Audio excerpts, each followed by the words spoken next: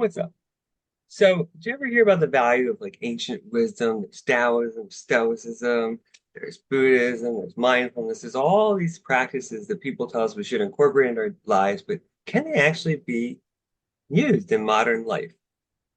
That's the topic today. This is the Existential Stoic podcast. I'm Daniel with Randy. What's up, Yeah, Danny. Randy?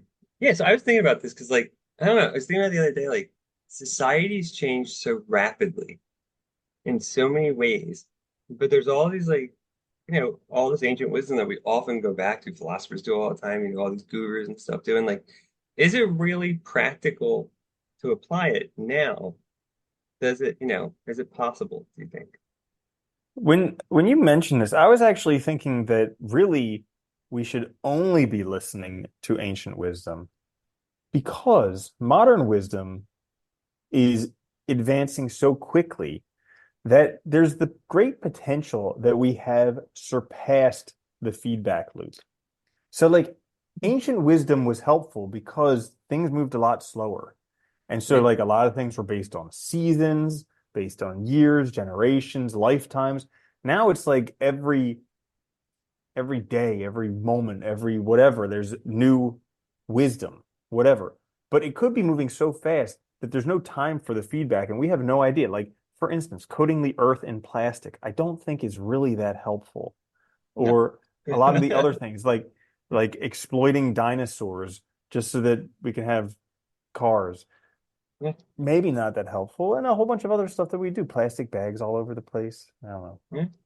Even our science, I mean, look at how fast that's changed, and like ideas that were used to be like the cutting edge or like the considered truth have been debunked, and we move on to something else. There's so Hmm. much information now. It's like I think you're in that sense you're right. Like there's just so much, and it's not clear like what might be useful or the best. Hmm. Yeah. It's funny too, because like you look at ancient with like it's always funny when I used to like read Aristotle, I used to look and like, wow, you could like literally know everything that there is to know back. Like you could be a person that knew everything and you're like making totally new areas of knowledge all the time. And it's like now, like you go to school and like there's so much information for any one given subject that they break it up into a million different subdisciplines, and you still can't process all that information. Well, there's so much information, and yet we're stupider than ever. Like I saw something earlier where they're concerned that like a lot of 20-year-olds don't even know how to sign their name anymore, so they can't even sign checks.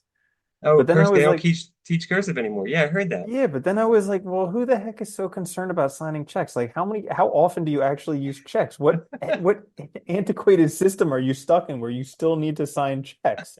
Like how backwards is that? But it goes both ways.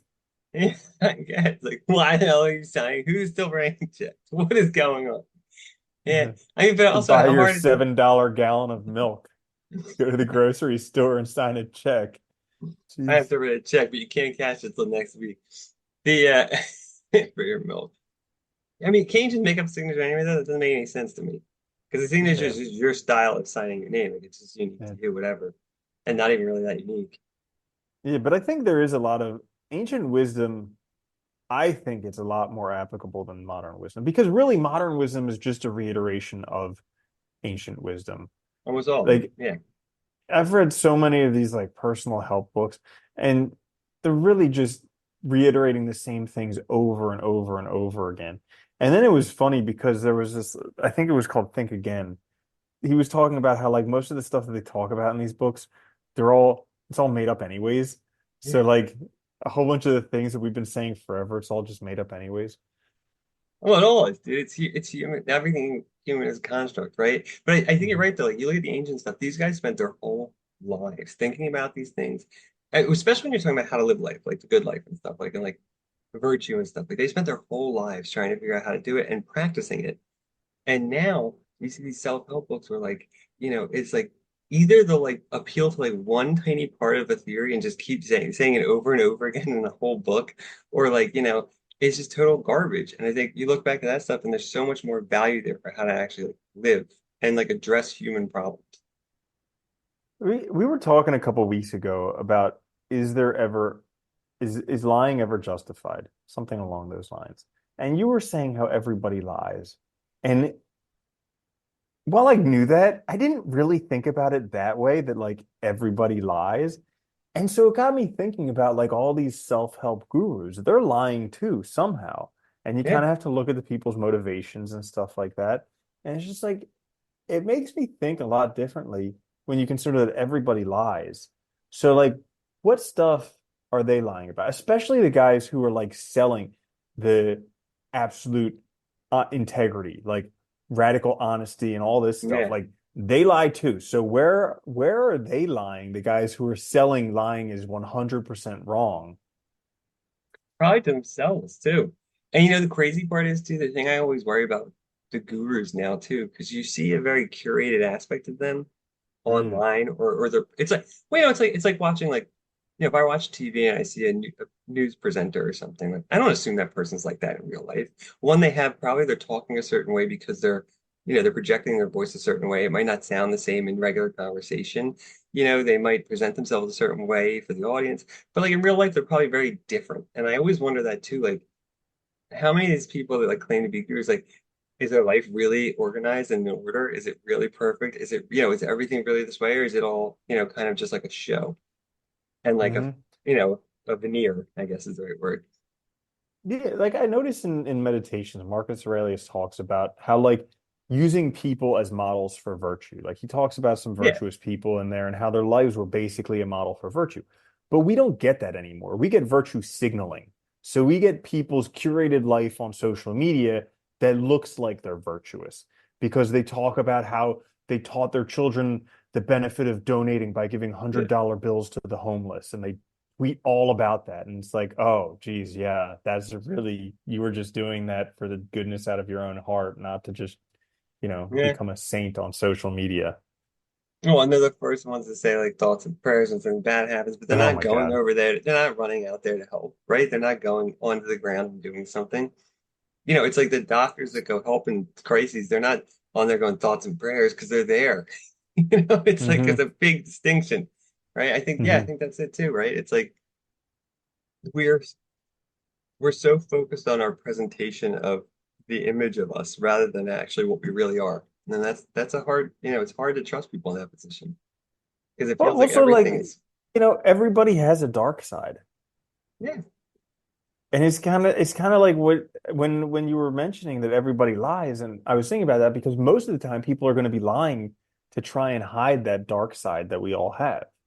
yeah. But it's like learning what that is That's and part of dealing with yourself, right? I always like Nietzsche always said like giving style to your character. It's like where you survey all your strengths and weaknesses and create yourself in such a way that where even your weaknesses delight the eye. And I always like that because it's like even your everybody's got weaknesses, everybody's got dark stuff, but like understanding it, knowing it, and then incorporating it into your life in a way where like it still is okay. You know what I mean? Like it still looks good in a sense. when you were just saying that, I was thinking of like the stupid interview question, like, what would you say your biggest weakness is?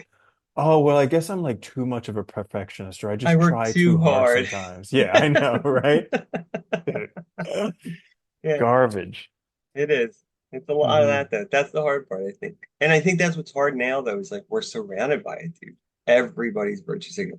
Everything is trying to sell you something or trying to like, and it's like all advertising. It's all copy. It's kind of what it feels like. And it's like there's Hmm. nothing genuine underneath and it's hard. Yeah, Hmm. very difficult. Yeah. Mm. But I do think how we have far surpassed the feedback loop on any wisdom nowadays. Like take Yeah. it with a grain of salt. No, I think absolutely. Yeah. I Even think like even like science. yeah. So dude, because like here's what happened. So like the 19, I don't know, the middle of the 1900s was exceptional time for science. The atomic bomb, insulin, Yeah. antibiotics, like those three things changed the world. Period. Like no doubt, changed the world. But ever since then, science became gospel, Yeah. and people just think that anything that has anything to do with science must be true, and it's just like, nah. Well, it's funny too. You always read all these things too about all these journals recalling papers and stuff because of like fraudulent stuff. And I you made love a that. yeah, well, yeah, I because love that. you made a system where kids go to school and all that's valued is the grade. And then when they get out in the working world, all that's valued is the output, not how they got there.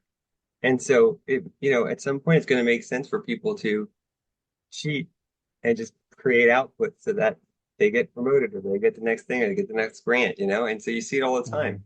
I just read one on a huge cancer research center that had to pull a bunch of stuff because it was all like, the data was all wrong. And it's Hmm. like, yeah. So you have to be very careful. I think that's what makes it so hard for people to be able to evaluate stuff now, is that it's so clouded in BS and posturing. And it's like, yeah, it's really weird. That's why I think I like the ancient wisdom too, because they weren't trying to prove anything to anybody necessarily. Like Marcus Aurelius it was his journal. He wasn't trying to prove anything to anybody else, right? It was just him working through problems. Or like, Aristotle's like, like the Company Ethics was like a lecture he gave to a small group that was like they were just thinking about these things, trying to work through them. The Tao Te Ching, he just wrote that down and left, if we believe the legend. What I mean? It's like so these things were like honest in that sense. They weren't saying like everybody should do this or has to. And I think that's the difference. Or they weren't trying to sell something to somebody. I know. Yeah. I think that's what's Yeah. great about ancient wisdom is there wasn't that selling point, right? Hmm. Yeah, maybe that is it. Hmm. Yeah. Ugh. So how would someone go about learning the ancient wisdom? I personally think go to this text first. Try them. There's so many ways you can get audiobooks now. You can go on YouTube and there's always people that are willing to read that stuff. Do you? And so if you don't feel like reading, 'cause sometimes the word's a little hard finding, and like if you don't like one, try again, because a lot of times I think the translations or the person presenting it can make a big Mm. difference. So don't give up right away and take it Hmm. slow. Try to like I think the best thing to do is like, if you start with the Tao Te Ching or Marcus Aurelius, is go really slow and think about it. Do like a page, a day or something, and just try to think about what it might mean to you. And then, I mean, and that's the other beautiful thing about that stuff. It's meant to be interpreted and applied to your life. So think about it and how might it apply, and don't rush through it because there's no reason to. Mm. Yeah, I like that. I would say kind of echoing the same things. Like it takes a while to figure out which of the ancient wisdom resonates with you. Because I minored in philosophy and so I had to read a whole bunch of the texts and Plato's Republic, sure, it's a classic, but I read it once and I wasn't like, man. But then, reading the Tao Te Ching, reading meditations, those things started to resonate with Yeah, me. And like you mentioned, the audiobooks on YouTube, because I would just put that on in the morning and just listen to it on double speed. And yeah, the meditations 100% depends on the translation. Like the George Long translation, I think awesome. And that's the one that's read by Vox Stoica on YouTube. But there's this other really cool looking book that has a black cover on it with a feather and a raven, and it's number one bestseller on Amazon. And the translation is garbage. It's yeah. absolutely miserable to read. And it's 100% dependent upon what the translation is. So don't Wait, be discouraged. and it's funny too because like I know like when academics translate, sometimes they're trying to be really, really conscientious of like the original instead of trying to modernize it a little bit for readers. And so like there is like something like if you're studying it, yeah, okay, sometimes you want that. But if you're trying to just understand it and get into it, you don't want that. You want something that's a little bit more modern? I was thinking about that the other day because it's like when you learn another language, the structure of the language is different. So Yeah, we wouldn't say like really. a red car, we would say car red in some other languages or some things like that. It changes and so like what translator is actually going to say things exactly word for word how Yeah, it's said in another language? It doesn't make sense. You would communicate with the people who are reading. And yeah, on average, the reading level of someone in America is fifth grade, you know, maybe seventh grade on a maximum. So it's like why you would go with just this stuff that doesn't read at all. It doesn't make sense. yeah. Well, it's always been, I think that's always been one of the struggles for philosophy to get wider traction is that the people that study it tend to only write for each other. And so it's this really high, convoluted Eyebrow. nonsense. Yeah. And it's not accessible. So I think making it Hmm. accessible is like really important. That's why I actually liked Massimo's book, The Field Guide to Habit, Hmm. because I think he made it very accessible in that one, which was nice. And it's hard to find that stuff, man. It's like where people actually try to make it so that anyone can read it and enjoy it and Hmm. understand it, you know? And Yeah. the originals weren't that difficult. That's the funny part. They weren't hard, but like we make it so hard by making it so highbrow. Yeah. And like also what you mentioned, just reading a little bit every day. Like I have them on my Yeah. coffee table when I have coffee in the morning. I just read a page from each. And in a couple months, you end up reading through the Tao Te Ching. And in like half a year, you read through the meditations. And it's just like Yeah. awesome. And another thing to realize, like, these guys really thought too that like it takes a lifetime to work on this. So don't expect. I think that's the other mistake. People expect like to read this and be like, I'm enlightened. And it's like, don't expect that. Like you expect it like it's meant to be applied to your life. It's gonna take time. And it's something you just keep coming back to. And like I've read them, I read the Tao Te Ching, I don't know, like 20 times at least. And every time it Hmm. seems different because I'm in a different place in my life. Yeah. Different things stick out, and it's awesome. I mean, you can keep going Hmm. back to it. So yeah, I Yeah. think we should Zig go back to Ziglar one of once them. said it takes 17 times of reading something in order for it to really sink in. So Yeah. like if you haven't, and also Naval Ravikant, this was something that I heard him say probably like 4 or 5 years ago. It like struck me like really hard because I mean, he's an intelligent guy. He's also very successful. And somebody asked him about like because he's read a whole bunch of books, like a Okay. lot of books. He's one of these super high readers.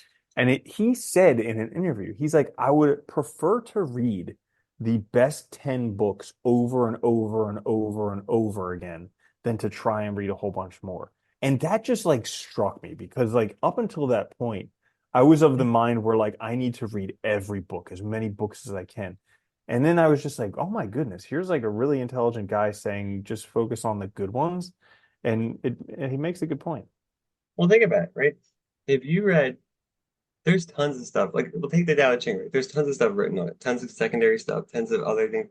You could read all that, or you could just read the original over and over again, and you'll probably get way more out of that than you ever would, because you're actually going to get a deeper and deeper understanding of it every time you read through it, and different things out of it. I think, yeah, it is a good approach, especially for if you're just interested in it for your own life, for your own application to your own life. That's a good way to go about it. I Hmm. like that idea. Yeah. I've always missed Yeah. that. The book I've read like numerous times, I feel like you just start to know them like inside and out, and then you see them differently every time. It's really interesting. Hmm.